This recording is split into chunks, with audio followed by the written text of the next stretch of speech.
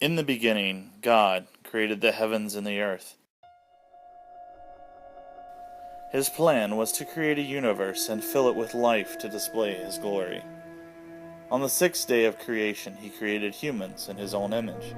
This was a creature that could think, feel, love, and create almost like God Himself. But Satan, the highest of the created angels, wanted God's place for himself. And so he started a rebellion that continues to this day, and he deceived humanity into joining his side. However, God had planned for that too. He knew that giving humanity the choice to love Him would also mean that they could choose to hate Him and rebel against Him. But how would He save His people, the humans He had so lovingly created? God loved His children too much to let the story end with their rebellion against Him. Even though He knew He would suffer, God had a plan, a great rescue plan. You see, no matter what, in spite of everything, God would love His children with a never-stopping, never giving up, unbreaking, always and forever love. And though they would forget Him and run from Him, deep in their hearts, God's children would miss Him always and long for Him, lost children yearning for their home. Before Adam and Eve left the garden, God whispered a promise to them. It will not always be so. I will come to rescue you. And when I do, I'm going to do battle against Satan, the snake who deceived you into rebelling against him. I'll get rid of the sin and the dark and the sadness you let in here. I am coming back for you. And He would. One day, God Himself would come. And so begins the greatest rescue plan of all time.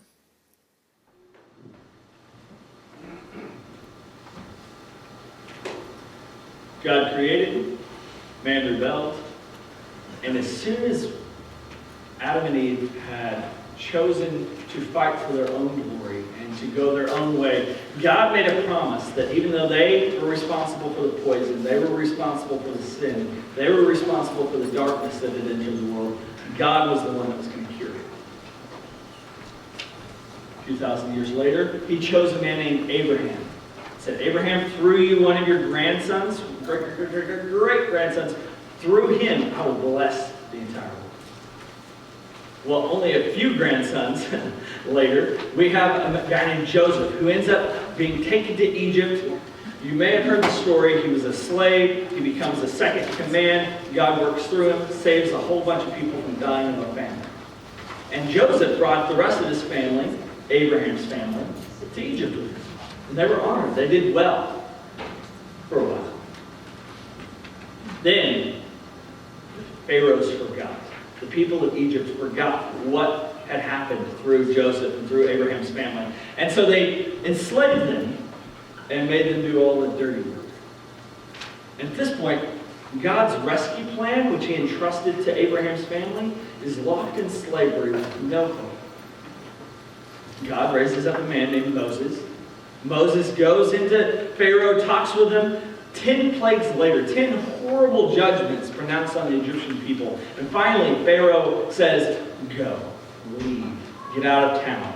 And the Egyptians God has turned their hearts so that they give gold and clothing and just all sorts of stuff to the Israelites as they leave. Abraham's family is now called the Israelites, after Israel, one of his sons. So now the Israelites have come out. Everything looks great. God just rescued them. Looks like God's great rescue plan is back on track, but there's just one small hiccup, in that Pharaoh changed his mind again. And that's where we're going to pick up the story today, where a whole bunch of people, 2 million people, are about to die. God's great rescue plan is about to go down the tubes. We're all about to be lost. The world is about to end. The fate of the universe is hanging in the balance. So let's get started. If you would look with me at Exodus chapter 14. We're going to talk about go, fight, win today, because God is fighting for His own glory. And as we go, fight, win, we're not cheering for ourselves. something that will help as we go through this passage and see why in the world I'm talking about a cheer. Something that will help is this. It's not us going fighting winning. We're going, but then God is fighting. God is winning. Because he is fighting for his glory. If you look on your sermon notes, this is a great time to take them out now that you turn to Exodus chapter 14. We're going to start at verse 13. But right now you've got Exodus chapter 14 open. You've got your sermon notes out. You're pulling the pen out from the pew in front of you. And you're whacking it, trying to make the ink come out. You're getting all set. And you're going to fill in some blanks. And then you're going to write down whatever God lays on your heart today. Because God is going to do something. And if you're not paying attention, why not go home and go to sleep? You know? There are better things you can be doing. But if you're paying attention, God is ready to speak to you. Because God is fighting for his glory. So, let's read from Exodus chapter 14, starting in verse 13. Pharaoh is chasing the Israelites. And here's what Moses, their leader, says to them. Don't be afraid. Don't be afraid. It's an army. Don't be afraid. Stand firm and see the Lord's salvation. He will provide for you today. For the Egyptians you see today, you will never see again. The Lord will fight for you. You must be quiet. Verse 15. The Lord said to Moses, why are you crying out to me? Tell the Israelites to break camp. As for you, lift up your staff, stretch out your hand over the sea, and divide it so that the Israelites can go through the sea on dry ground. I am going to harden the hearts of the Egyptians so that they will go in after them. And I will receive glory by means of Pharaoh, all his army, and his chariots and horsemen.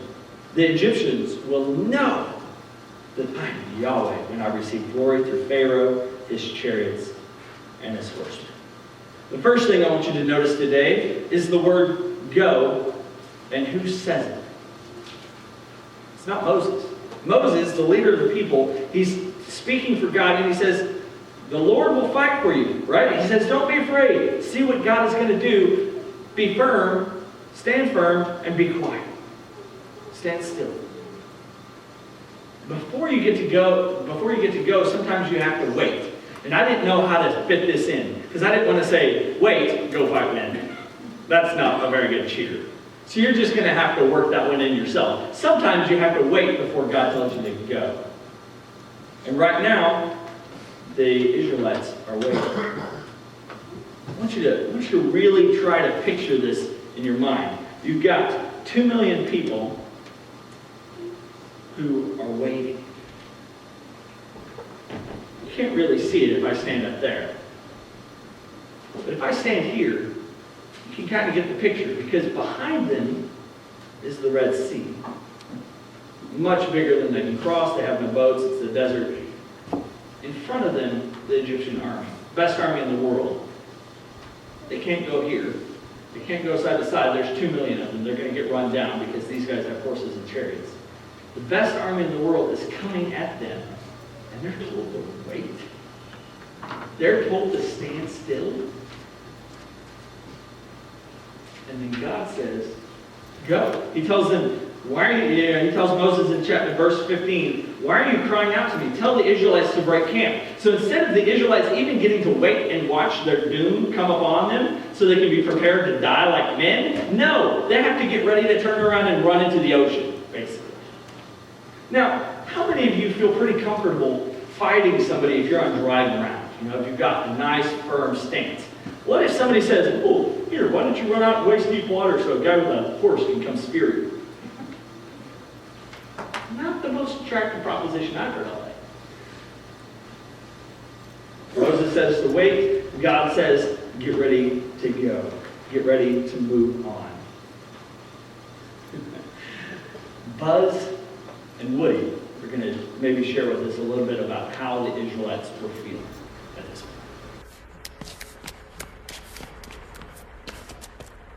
According to my Nava computer, the... Shut up! Just shut up, you idiot! Sheriff, this is no time to panic. This is the perfect time to panic. I'm lost, Andy is gone. They're gonna move from their house in 2 days and it's all your fault! My fault? If you hadn't pushed me out of the window in the first place... Oh, yeah. Well, if you hadn't shown up your stupid little cardboard spaceship and taken away everything that was important to me... Don't talk to me about importance. Because of you, the security of this entire universe is in jeopardy. What? What are you talking about? Right now, poised at the edge of the galaxy, Emperor Zurg has been secretly building a weapon with the destructive capacity to annihilate an entire planet. I alone have information that reveals this weapon's only weakness. And you, my friend, are responsible for delaying my rendezvous with Star Command. You are a toy! You weren't the real Buzz Lightyear. You're an action figure. You are a child's plaything. You are a sad, strange little man, and you have my pity. Farewell.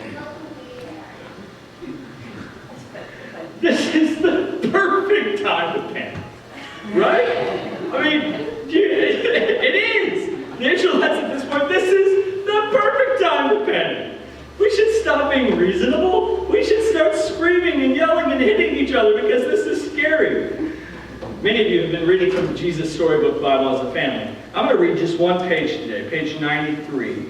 And it also tells us a little bit about how that maybe we're feeling.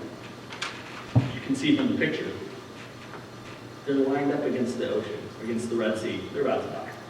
What were God's people going to do? In front of them was a big sea. It was so big that there was no way around it. But there was no way through it. It was too deep. They didn't have any boats, so they couldn't sail across, and they couldn't swim across because it was too far and they would drown. And they couldn't turn back because Pharaoh was chasing them. They could see the flashing swords now glinting in the baking sun, and the dust clouds and chariot after scary chariot surging towards them. So they did the only thing that was left to do. Panic! We're going to die, they shrieked. Don't be afraid, Moses said. But there's nothing we can do, they screamed. God knows you can't do anything, Moses said. God will do it for you. Trust him and watch. But there's no way out, they cried. God will make a way, Moses said. Another minute, and it would have been over. Have you ever felt like there was nothing left to do but panic? I'm sure there were some people this week watching the fires approach that felt there's nothing left to do but take a few clothes and run. We're done. There have been times in my life where I felt there's nothing left to do but run away because God, I'm not sure he's coming through with this one. Here's a really cool thing about God. It's also a little bit terrifying. God loves it when you have no options left. He wants to get you to the point where the only way out is him saving you. If you can still do it on your own, worse is coming. And in some ways it's terrifying, right? We would much prefer to be able to depend on ourselves, to be able to save the world, to stop Emperor Zurg, to do all of that ourselves. And that is what the problem is. Because the Israelites are facing the Egyptian army, the best army in the world, but what battle are we facing? We're facing a very similar battle. And we know that God is perfect, and none of us are. So none of us can get back to God. None of us can fulfill our purpose. Have you realized that? That you cannot fill your ultimate purpose. And anything you substitute for it will never fulfill you. Another way to say it is you can never satisfy your ultimate goal, your ultimate need. And any need you try to put in there will never satisfy you. The battle is huge. We aren't facing the best army in the world. We're facing the devil, who is real and powerful. God speaks of hell and the devil so much throughout the Bible. Jesus speaks of hell more than he talks about heaven because he has to transmit to us that the threat is real, that the battle is real, and that we are in real trouble. And for many of you today, you need to hang out right in this point because you haven't figured out how to solve the battle, how to win the battle. I'm going to come back to you towards the end of the sermon, and you need to really wrestle with this over the next few minutes. How are you going to solve yourself? You're the problem. How are you going to fix yourself? You can't know God. You can't be perfect. You can't even have a decent relationship with a parent, a child, a friend, a spouse. You can't do any of that right. It's impossible. But there is a solution. I'm just not going to tell you. I want to give you 3 prayers today to go with the go, fight, win. Whenever you're in the go position, whenever you're in the this is awful, this is terrible, the most obvious thing to say is help. A lady named Anne Lamott wrote a book. I didn't read the book. All I got was the 3 prayers, but it makes sense to me. The first basic prayer that anybody needs to pray is help. Right? We realize we're in trouble and we scream out to God, help! Save me! Rescue me! Help! Because the great rescue plan is God's fight for God's glory, and it's not about you. But we're a big part of it. We're in there.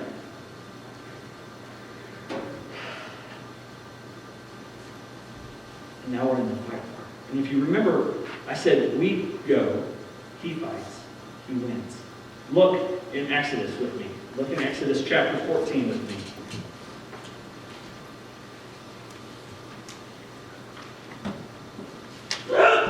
Moses definitely had this part right. Verse 13. Don't be afraid. Stand firm and see the Lord's salvation. He will provide for you today. For the Egyptians you see today, you will never see again. The Lord will fight for you. God will fight. God will wrestle. God will do something about this army. God will help you in the battle. And Moses is talking to God's chosen people, saying, God chose you. He's going to fight for you. Don't give up yet. There's still hope. Not in any earthly means that we can see, but because we can know what God is doing. There's another story, a couple of thousand years later in Israel's history, where a prophet named Elisha is getting a word from God every single time the enemy makes a battle plan.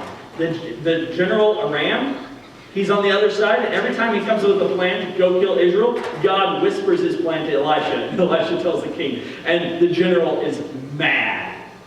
They keep losing over and over and over again. Because his plans, his secret plans, they're not working.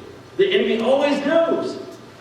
And so he decides, I'm going to go kill that prophet. I'm going to go take care of him. He goes and he surrounds the city that Elisha is in. And Elisha's servant comes running into Elisha and says, Elisha, there's no way. Help! Perfect time to panic. We're surrounded by an army. And Elisha, in my mind, I just see kind of this, come on, let's go outside. Takes the servant outside, prays that God would open the servant's eyes.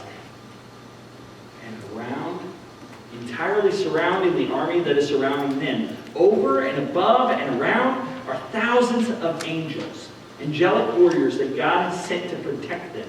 And then here's the cool thing, God didn't even use the angels. God struck the enemy army, all of them blind. Same instant, boom, turned off the lights inside their head. They can't see anything. It's hard to fight somebody when you're blind. Especially hard if you just got blind, right? Maybe you could adapt to it if you were born blind. You could work through it. You could try to develop your other senses. But boom, that quickly. The Israelites just walk up and stab them, right? Here's the funny thing. Elisha goes out and says, guys, you're in the wrong place. Follow me. And he takes them all back to their town. He just leads them all the way. They're all blind. They can't do anything. God will fight for us. This is where Jesus comes in, because Jesus fought for us. As you're looking for the solution for your battle, you need to look to Jesus, who fought the fight for you and I. And King David, we're going to get to next week. You may have remembered him fighting a giant. He said it wasn't up to him, it was up to God to beat the giant. We're going to get to him next week. But he wrote this as a prayer. He said, some trust in chariots and some in horses, but we trust in the name of the Lord our God. I decided to rewrite that, because it's in the Bible, why not just redo it? That was a joke. That's not good, right? We don't want to rewrite the Bible. But I thought, if David wrote it in our day, what would he say? And I see this all the time. America's favorite thing is to trust in some magical genie that will weigh their good deeds and somehow find that you did more good stuff than bad stuff. Any honest person knows that they did more bad stuff than good stuff, and that the bad stuff they did could never be paid for by the good stuff they did, because the bad stuff was really bad, and the good stuff, it was okay. You know? There's no hope. And the people around us, this is what they're trusting in to save them from the battle, from an intelligent spirit who is out to kill them and out to destroy God's plan. This is what they're trusting in? Good deeds? Positive thoughts? That's a terrible idea. Don't do that. Trust in the name of Jesus. At this point, when God shows up to fight for you, what do you pray? Thanks. You can elaborate. You can go on for hours thanking God for what He's saving you from and how He's fighting for you. That's it. If you're screaming help when you're in trouble, you just need to start screaming thanks once He's there fighting for you. No, God is not. Okay, but imagine this. Say, the army's coming towards you, and God jumps in front of you and starts whacking them around with a sword. And He's like bumping up against you because you're just right there. He's protecting you right there, right now. That's how real the battle is. And you're telling Him, thank you, thank you, thank you. And you kind of, try not to get speared. Because God will fight for you. For the Israelites, it meant fighting the Egyptian army. For us, it means fighting sin and death. And that's what Jesus conquered on the cross. Because the great rescue plan is God's fight for God's glory. Now, as you really wrestle with this, as we go fight, win, and cheer God on in His fight for His own glory, the basic thing we need to remember is that it's not about you. Are you mentioned in this statement at all? No. You're part of the great rescue plan, but not because you're the hero. It's because you're drowning. Not because you are the paramedic, but because you're a heart patient who's dying on the ground. The great rescue plan, we get rescued. We don't do the rescue. Because it's God's fight for God's glory. And God will fight for us. But what do we do while God fights for us? Brittany's going to help me with this one. Brittany. Yeah, come up here. All right, I'll get you a microphone this time. Oh, excellent idea. That's great. Yes. Hi. It works. Look at that. All right, so what is a cheerleader's job? To cheer for your team. Okay. What happens if the cheerleader gets distracted and thinks that she's just out there to look pretty or, be the spotlight? What happens? They don't cheer as well, and they generally don't do it correctly. Okay. Does it help at all if a cheerleader understands the game? Yeah, because you don't want to cheer for the wrong person or cheer for the wrong thing. Right. That could be very embarrassing. Yes. But thank you very much. Can you give her a hand? Thank you, ladies and gentlemen. But the first question and answer is probably the most important. What is the cheerleader's job? To cheer the player. A lot of you strong men might resent this, but you guys are cheerleaders. I'm a cheerleader. We get the armor of God and not a fancy uniform. But we're cheerleaders. What do we do when God fights the battle? We say, go God! Yes! Get him! Whack him! Smack him upside the head! That's great! Oh yeah! Chop his arm off! Okay? When Jesus died on the cross, His followers thought He lost. And they weren't cheering. They didn't understand. He'd been telling them over and over again. He prophesied His own death and resurrection. If I told you I'm going to die tomorrow and come back next Tuesday, you're just going to blow me off, right? I'm weird. I'm crazy. Jesus, His disciples just, no, we're just going to ignore that part. We're following this guy, but that's weird. That's nuts. So they just ignored it. What they should have been doing at the cross was going, yes! Die! That's perfect, Jesus! You're doing it right! Instead, they were crying and weeping because they thought they'd lost. The Israelites, as they watch the Egyptian army coming towards them, they're panicking. They're fighting amongst themselves. They don't know what to do. And what they really should be doing is saying, "Ha! Come on, Egyptians! Come on! A little closer!" You know? They should be like taunting them. God's going to wipe you guys out. This is going to be bad. Right? So the next time, kids, you watch the cheerleaders at a football game and you're starting to do go. Oh, gosh, I forgot it. What is it? Oh, go, fight, win. Yeah, I could never get. I always want to clap the first time. Cheer for God. Think about what He's done in your life recently. Maybe there's some battle that He's won in the past week. Maybe there's some battle that He won a long time ago that you're still saying thank you for. Maybe right now you're screaming help. But what do we do while God fights the battle? We cheer. We do it loudly. We do it gratefully. We get excited. I heard of a church that every time somebody gets baptized, they get more excited than at any other time in their church. You may have noticed that our church, we usually clap. That's our way of saying somebody gets baptized and we're like, yeah. Come on, really? That's all we've got for God winning the battle in somebody's life? Clapping is great, but we do that at concerts when we don't like the music.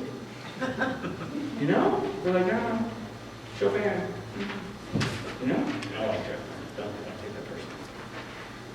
But when somebody gets baptized, that's a symbol of God saving them. It doesn't do anything right then, but we're seeing the results of what has happened in their heart, and we should be excited. Because that's one of those battles that God has fought. And God has won. Because there's go, fight, win. Go.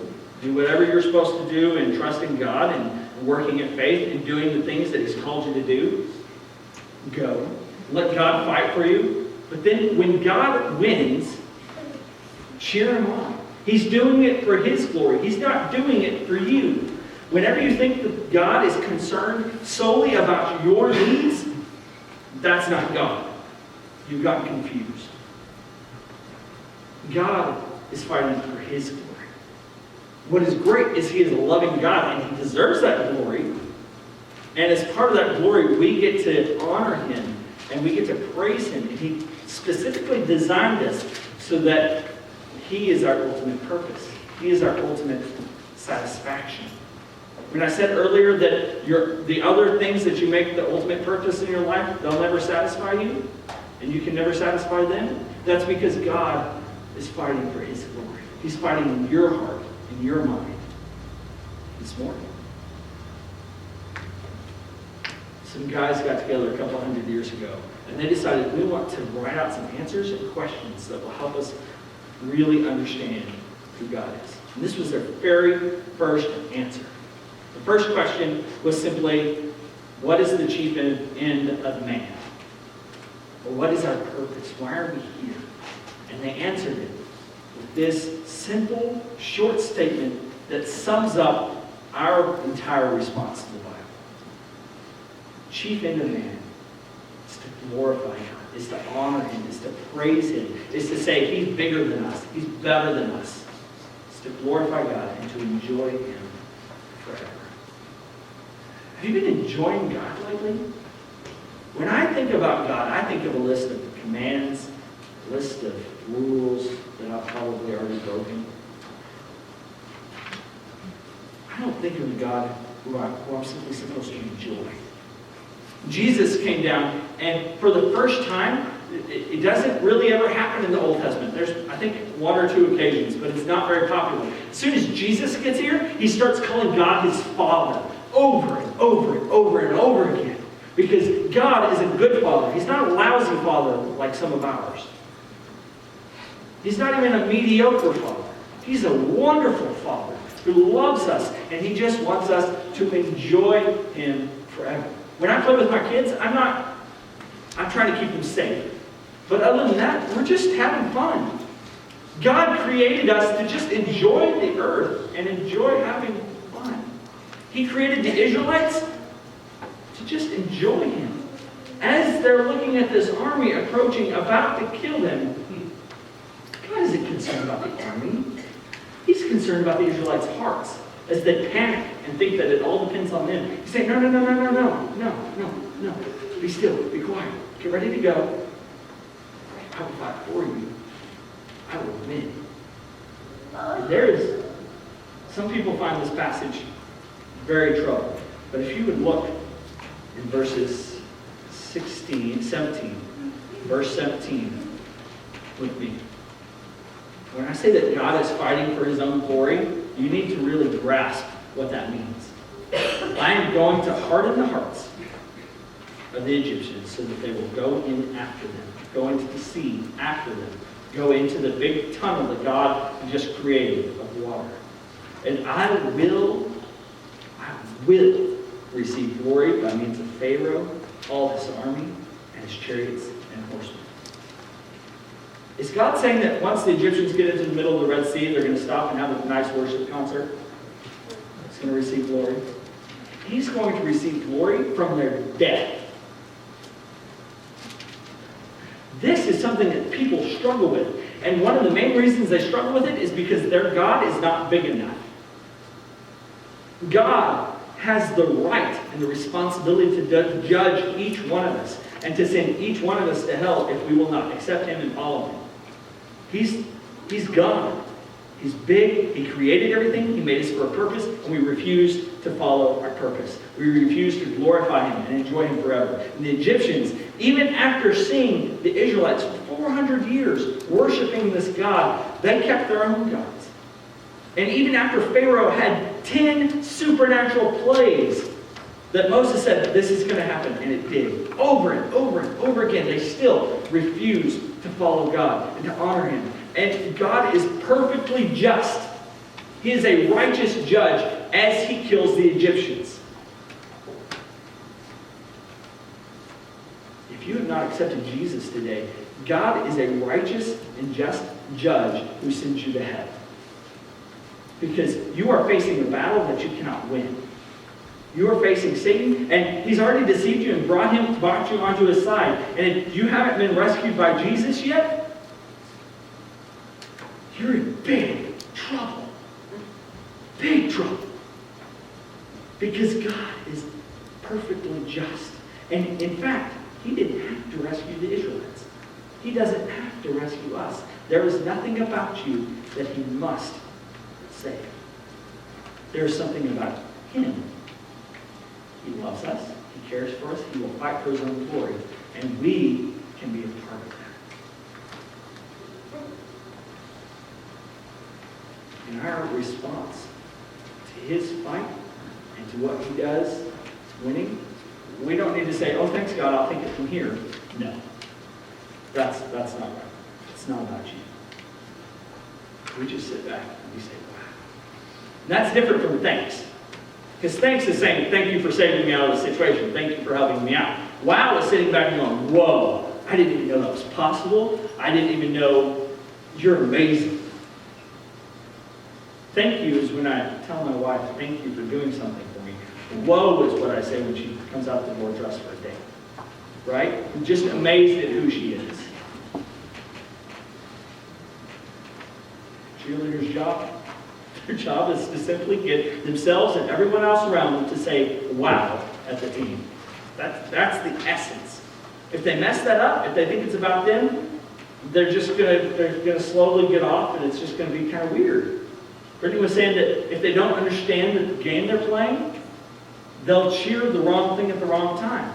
You know, if they're winning, it's not a good time to go, defense, defense. You're already winning. Like, you just need to be cheering them on. But when you're losing, that's when you scream defense. And our job is to know God and to watch what he's doing.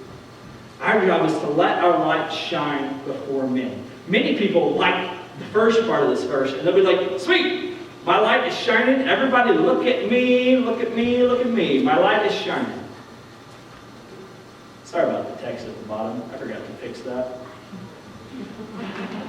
Different computer, moving on to a different computer. It's like, what? We don't like that. So, it'll be fixed.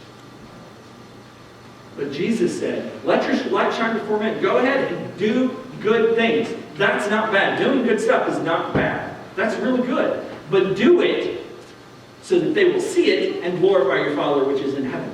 Many of us get trapped in doing something good so that we shine brighter. You're going to have the opportunity tonight, or this morning, to sign up for some service opportunities, some different things during fellowship time, and you can do those things for your own glory. You can do those things and say, hey everybody, I'm serving, look at me, you know, where's my cheerleader team? Come on guys, I'm awesome. But we're supposed to do that and give the glory to God. And I hope that you will join us in September for Weird Things Jesus Said. You can't see it, but that's what it says, but that's what it says. Weird Things Jesus Said. It's going to be good. Okay? And sometimes those things, like saying that God killed the Egyptians, those things make us wince, right? We're kind of like, oh, that's kind of sour. That's because we're sinful human beings. This whole plan, God setting up the Israelites so that the only thing that they could do was back off as the best army in the world chases them, and God has to save them. God set that up. God set up Jesus to win. And we can respond in these three ways.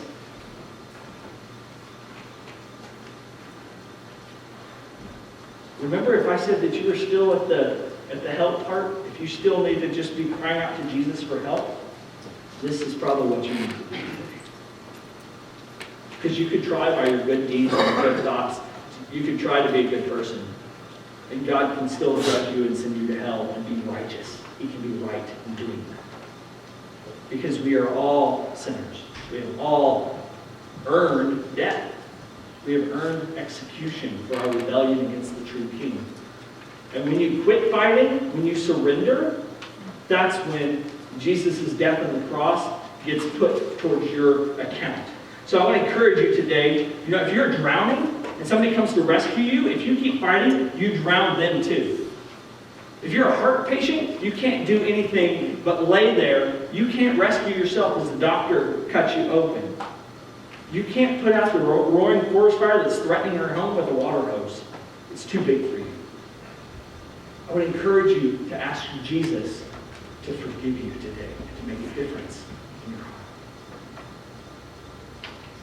Maybe you just need to start noticing. You need to start being a cheerleader. Instead of thinking that the game, life, is all about you, you need to start recognizing that it's about God. As you go to your small groups in a few minutes, I hope that you take some time to thank God for what He's done in your life. Share with people. Say, this is what God has done. Let's say wow together. You don't have to count to 3 and say, wow. You don't have to do that. You can just praise God for what He's done and be amazed at that. Because it's not about you. It's God's fight for God's glory. And we get to yell and cheer in honor. We get to be excited to see what He does. We get to scream, go.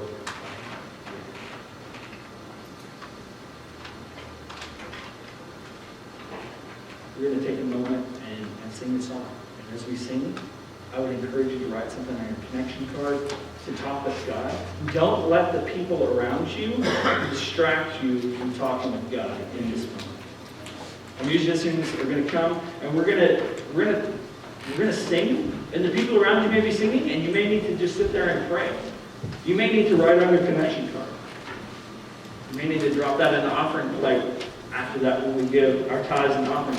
And did you know that our offering is an excellent time to tell God wow and thanks? That's one of the primary things that we do during that time.